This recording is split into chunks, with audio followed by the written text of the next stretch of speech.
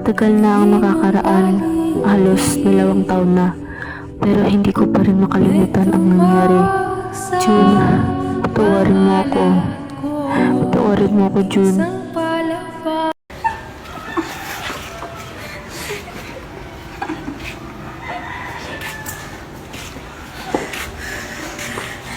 Ano ba yan? Sorry po, ate.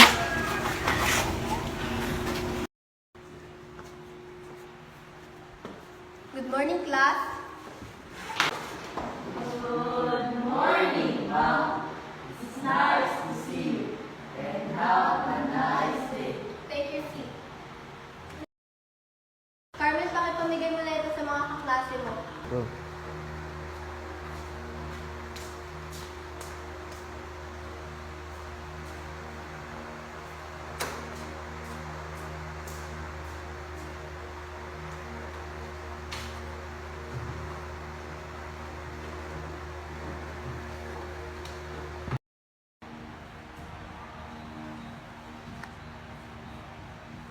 Be, tingnan mo si Maria. Parang wala na namang tulog.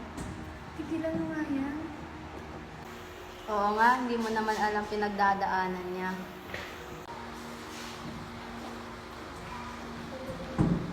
Okay, class, meron akong announcement. Malapit na ang ating art exhibit at kailangan kayo lahat na dumalo. Maria.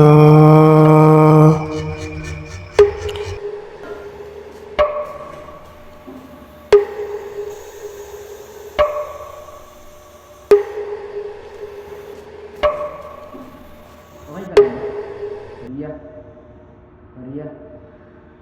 Maria? Maria? Maria? Maria? Hindi ka totoo! Maria, okay ka lang ba? Maria, ano nangyari sa'yo? Umupo ka nga. That's all for today. Goodbye, class. Thank you for teaching us today. May God bless you. Uy, tara.